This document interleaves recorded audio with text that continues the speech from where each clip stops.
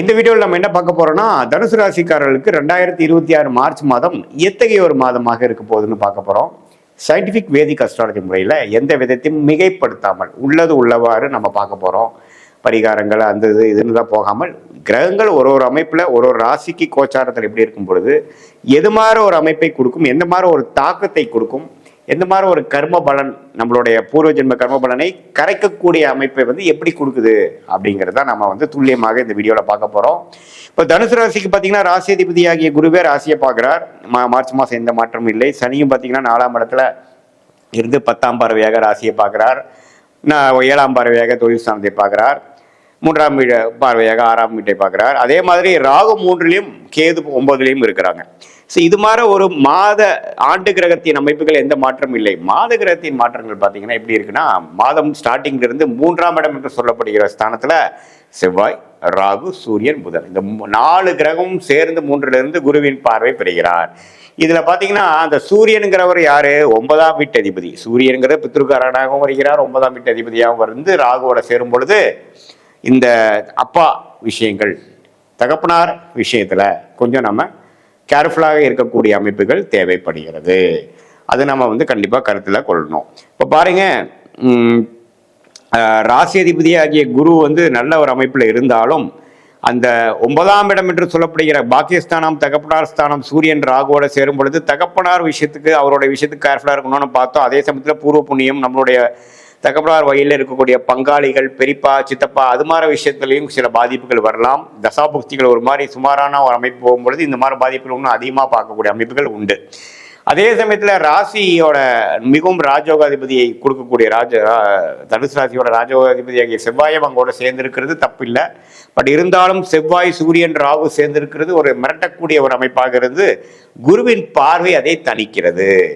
So இளைய சகோதரர் சகோதரிகள் ஸ்தானம் ஆகிய 3ஆம் இடம், தகப்பனார் ஸ்தானம், இது மாதிரி விஷயங்கள்லாம் கொஞ்சம் பாதிப்பு இருக்குது. 4ஆம் வீட்டில் இருக்கக்கூடிய அந்த 3ஆம் வீட்டில் இருக்கக்கூடிய செவ்வாயின் 4ஆம் பார்வை 6ஆம் வீட்டை பார்க்குது. ஸோ இதெல்லாம் கொஞ்சம் கேர்ஃபுல்லாக பார்க்கணும். ஸோ தனுசு ராசிக்காரர்கள் மார்ச் மாதம் கொஞ்சம் விவேகமாக, வீரத்தை காட்டிலும் விவேகமும் வேகத்தை காட்டிலும் நிதானமும் தேவைப்படக்கூடிய ஒரு மாதமாக 2026 மார்ச் மாதம் இருக்குதுங்க. அதே சமயத்தில் சனி 4ஆம் இடத்துல அஷ்டாத்திர சனியாக 10ஆம் பார்வையாக ராசியை பார்த்து இன்னும் சில டயத்தில் டென்ஷன், அதிகமான வேலை பளு, ஹார்ட் ஏர்ன் மணி, மன சோர்வு, அதிகமான ஒரு எண்ண ஓட்டங்கள் கொடுக்கக்கூடிய அமைப்பும் கொடுக்குதுங்க. ஸோ அதனால் கண்டிப்பாக இந்த மார்ச் மாதம் பார்த்தீங்கன்னா 3ல் இது மாதிரி பாவகங்கள் இருக்கிறதுனால முயற்சிகள் அதிகமாக செய்யாமல் இருக்கிறத மெயின்டைன் பண்ணிட்டு போகக்கூடிய அமைப்புகளுக்குள்ளே நீங்கள் போகக்கூடிய அமைப்பு தேவைப்படுகிறது. ரொம்ப அவசரப்படாமல், ஃப்ரஸ்ட்ரேட் ஆகாமல், என்ன நம்ம செய்யக்கூடிய அமைப்புகள் எப்படி ஆகிட்டு இருக்கு, திடீர்னு நம்ம பெற்றோர்களுக்கு பிரச்சனைகள் வருது, இது மாதிரி எதிர்பாராத சில பிரச்சனைகளாக வருதேங்கிறதுனால மனம் துவண்டு போகாமல் ஒன்னொன்னையும் பொறுமையாக டீல் பண்ணக்கூடிய, அணுகக்கூடிய ஒரு மாதமாக மார்ச் 2026 கண்டிப்பாக வருகிறதுங்கிறது நாம தெரிஞ்சுக்கணும். அதே சமயத்தில் ராசிநாதன் ராசியை பார்ப்பதனால எல்லாத்தையும் சமாளிக்கக்கூடிய தைரியமும் மனப்பக்குவமும் உங்களுக்கு வந்துடும் அப்படிங்கிறதையும் நீங்கள் தெரிந்து கொள்ளலாம். அது மூலமாக கொஞ்சம் எல்லாத்துலேயுமே நீங்கள் கொஞ்சம் நிதானமாகவும் தன்மையாகவும் இருந்து சிக்கல்களிலிருந்து வெளியில் வரக்கூடிய அமைப்பாகவும் நீங்கள் மார்ச் மாதம் எடுத்துக்கொள்ள வேண்டும்.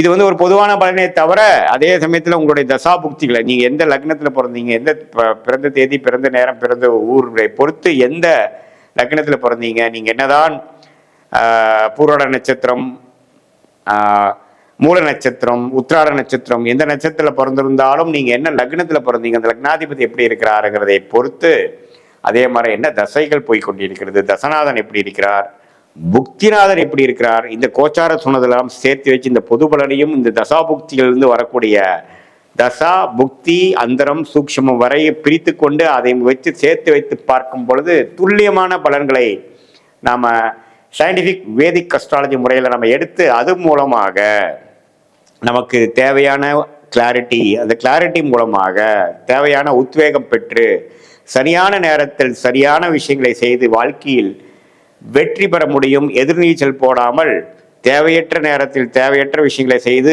பண விரயங்கள், பொருள் விரயங்கள் அதெல்லாம் செய்யாமல் நம்மளுடைய பிராப்தம் என்ன, நம்மளுடைய கர்மா என்ன அப்படிங்கிறதை தெரிந்து அதுக்கு தகுந்த மாதிரி திட்டங்களை தீட்டி அதுக்கு தகுந்த மாதிரி துறைகளை தேர்ந்தெடுத்து அதுக்கு தகுந்த மாதிரி வாழ்க்கை அமைப்புகளை நீங்கள் செய்து கொண்டே ஆனால் வாழ்க்கையில் எளிதில் நாம் வெற்றி பெற முடியும்.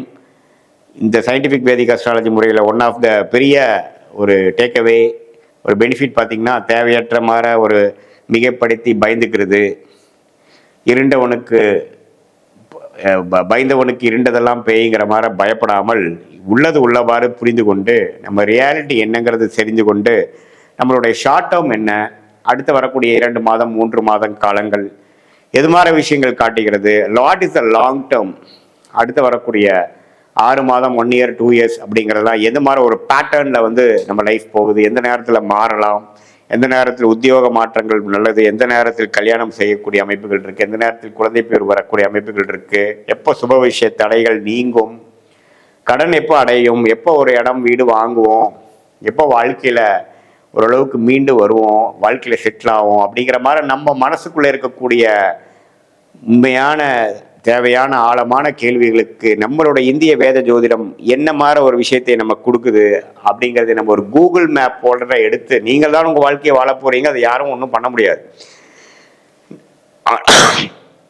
ஆனால் அதே மாதிரி எது மாதிரி விஷயங்கள் எந்த நேரத்தில் செய்யலாம்ங்கிறதை ஒரு கூகுள் மேப் போல் நம்ம எடுத்து நம்ம செய்வேயானால் அருமையான ஒரு அமைப்பு, தேவையற்ற விரயங்களை, தேவையற்ற பொருள் விரயங்களை, தேவையற்ற சமய விரயங்களை தவிர்த்து நம்மளுடைய உண்மையான கர்ம வினை என்ன, நமக்கு மிகவும் ஃபார்ச்சுனேட்டான யோகமான துறை என்ன, எந்த கிரகம் நம்ம ஜாதகத்தில் ஸ்தானபலம் திக்பலம் திக்பலத்தோடு இருக்குது, கோச்சாரத்தில் எந்த மாதிரி அமைப்புகள் சப்போர்ட் ஆகுது, சீக்கிரமாக நடக்கிற மாதிரி இருக்கா, அது டிலேயிங் ஃபேக்டர்ஸ்லாம் அதிகமாக வரக்கூடிய அமைப்புகள் இருக்கா, எது மாதிரி ஹேர்டில்ஸ் எதிர்பார்க்கலாம், எப்படி அதை எதிர்கொள்ளலாம், எது மாதிரி பிரச்சனை எது மாதிரி டைரக்ஷனில் வரும், எப்படி நம்ம ப்ரிப்பேர்டாக இருக்கணும் அப்படிங்கிறதெல்லாம் நம்ம தெரிந்து அதுக்கு தகுந்த மாதிரி அமைப்புகளை நாம் ஒன்றும் நாம் ஒரு கைத்து கோத்த மாதிரி வேகம் காட்டிலும் விவேகமாக அதே மாதிரி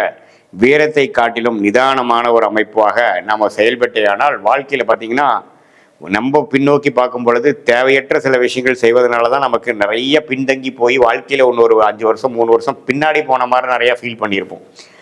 அது மாதிரி விஷயங்கள்லாம் உனிமேலாவது நடக்காமல் இருப்பதற்கு என்ன வழி அப்படிங்கிறத இந்திய வேத ஜோதிடம் அடிப்படையான அறிவியல் சார்ந்த சாஸ்திரமான சயின்டிஃபிக் வேதிக் அஸ்ட்ராலஜி முறையில் நம்ம பார்த்து அது மூலம் தெளிவு பெற்று அது மூலமாக வாழ்க்கையில் கரெக்டான ஒரு அமைப்புகளுக்குள்ளே போய் திட்டமிட்டு செயல்பட்டு எளிதில் வாழ்க்கையில் வெற்றி பெற முடியும் என்று சொல்ல விரும்புகிறேன். மீண்டும் மற்றொரு காணொளியில் சந்திப்போம்.